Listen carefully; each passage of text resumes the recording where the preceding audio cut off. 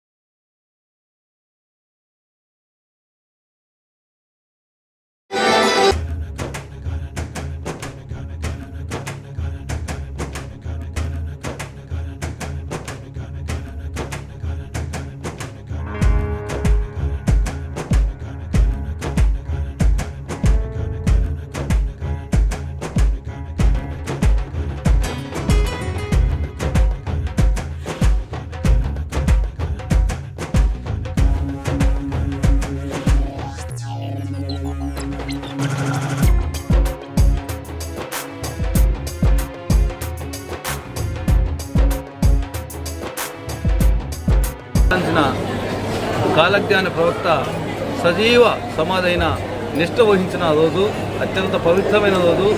ఈ సందర్భంగా బ్రహ్మంగారి ఆరాధన ఉత్సవాలు చేయడం జరుగుతుంది. ఈరోజు అనేక ప్రాంతాల నుంచి, వివిధ జిల్లాల నుంచి, తెలంగాణ రాష్ట్రం నుంచి, మిగతా కర్ణాటక రాష్ట్రం నుంచి కూడా లక్షలాది మంది భక్తులు సోమవారి దర్శనానికి విచ్చేయడం జరిగింది. ఈ సందర్భంగా దేవాదాయ ధర్మాదాయ శాఖ ఆధ్వర్యంలో, స్థానిక రెవెన్యూ శాఖ ఆధ్వర్యంలో, అదేవిధంగా వివిధ శాఖలు పోలీస్ శాఖ ఆధ్వర్యంలో అనేక సదుపాయాలు భక్తులకు ఇబ్బంది లేకుండా ఏర్పాటు చేయడం జరిగింది. ముఖ్యంగా ఎండ వేడి ఎక్కువగా ఉంది కాబట్టి చలువు పందులు ఏర్పాటు చేశాం. అన్ని ప్రాంతాల్లో కూడా తాగునీరు ఏర్పాటు చేయడం జరిగింది. పారిశుద్ధ పనులకు అత్యంత ప్రాధాన్యత ఇచ్చి అన్ని ప్రాంతాల్లో పరిశుభ్రంగా ఎప్పటికప్పుడు చేస్తున్నాము. నిత్య అన్నదానాన్ని కూడా ప్రతి 10 గంటల నుంచి స్టార్ట్ చేసి సాయంత్రం 6 గంటల దాకా ప్రతి భక్తుడికి అన్నప్రసాదాన్ని దేవస్థానం తరఫున అందిస్తున్నాము. అదేవిధంగా ప్రసాదాలు కూడా అందరూ ప్రతి భక్తుడికి సంతృప్తికరంగా అందే విధంగా చర్యలు తీసుకున్నాము. అదేవిధంగా క్యూ లైన్లు ఇబ్బంది లేకుండా వివిధ ప్రాంతాల్లో తాగునీటి వసతి ఏర్పాటు చేసి మజ్జిగ వసతి కూడా కంటిన్యూగా మజ్జిగ అందరికీ అందుబాటులో తీసుకురావడం జరిగింది. ఈ విషయంలో కొంతమంది దాతలు కూడా ముందుకొచ్చి ఈ యొక్క జ్యూస్ను కూడా భక్తులకి ఎండ వేడికి ఎక్కువగా ఉంది కాబట్టి ముందుకొచ్చి ఎంతో దానవులతో జ్యూస్ని కూడా అందించడం జరిగింది. మజ్జిగను కూడా వాళ్ళు కూడా అందించడం జరిగింది. ఈ సందర్భంగా వాళ్ళకంతా కృతజ్ఞతలు. అదేవిధంగా గ్రామంలో ఉన్న వివిధ ప్రాంతాల్లో ఉన్న అన్నదాన సత్రాల్లో కూడా భక్తులకు అన్నదాన ప్రసాద కేంద్రాలు ఏర్పాటు చేసి వాళ్ళు కూడా భక్తులకు నిరంతరం సేవ చేస్తున్నారు. అదేవిధంగా రెవెన్యూ శాఖ అయితేనేమి, పోలీస్ శాఖ అయితేనేమి, ముఖ్యంగా స్థానిక ఎంపీపీ గారు అయితే వీరనారాయణ రెడ్డి గారు ప్రతి గంట సేపటికి ఇక్కడ సందర్శించి అన్ని ఏర్పాట్లు ఎట్లున్నాయి, భక్తులకు ఎలాంటి ఇబ్బంది లేకుండా ఎటువంటి చర్యలు తీసుకుంటున్నారు, డిప్యూటీసీ గారు అయితేనేమి, సర్పంచ్ గారు అయితేనేమి, అదే గౌరవ శాసనసభ్యుల యొక్క సలహా మీదకు అన్ని ఏర్పాట్లు చేయడం జరిగింది. శాసనసభ్యులు కూడా ఈ సంవత్సరం ప్రత్యేకంగా పట్టు వస్త్రాలు సమర్పించడం జరిగింది. ఇవన్నీ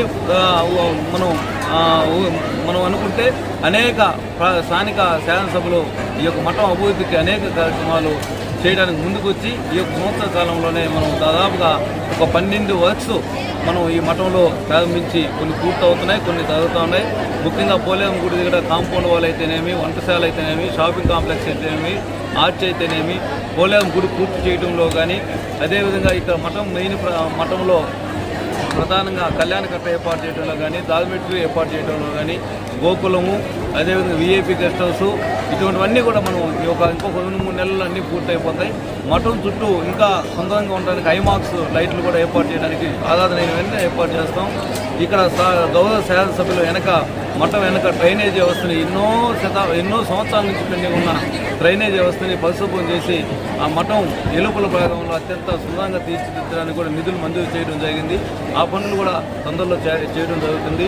రాబోయే 1 సంవత్సర కాలంలో ఇప్పుడు చిన్న ఇబ్బందులు జరుగుండొచ్చు భక్తులకి. ఎందుకంటే కొంత తక్కువ సమయంలో ఎక్కువ మంది భక్తులు రావడం అనేది ఇక్కడ అనుకున్నంత ఇన్ఫ్రాస్ట్రక్చర్ లేకపోవడం వల్ల కొన్ని చిన్న చిన్న ఇబ్బందులు జరిగిన మాట వస్తే ముఖ్యంగా ఈసారి మేము అనుకుంటున్నది ప్రత్యేకంగా గ్యాలరీలు ఏర్పాటు చేయాలని క్యూ లైన్లో భక్తులు పంపించుకుంటా ఒక 2 నుంచి లేదా 3 గ్యాలరీలు ఏర్పాటు చేసి ప్రధానంగా కాసేపు అక్కడ కూర్చోబెట్టాలని, అదేవిధంగా వికలాంగులకు వృద్ధులకు ప్రత్యేక క్యూ లైన్ పెట్టాలని, ఉచిత క్యూ లైన్ పెట్టాలని, మహిళలకు కూడా ప్రత్యేక క్యూ లైన్ పెట్టాలని నిర్ణయం తీసుకున్నాము. మనసులో ఇప్పుడే నిర్ణయం తీసుకున్నాము. నెక్స్ట్ ఇయర్కి అవన్నీ కూడా ఇంప్లిమెంట్ చేస్తాం ఖచ్చితంగా.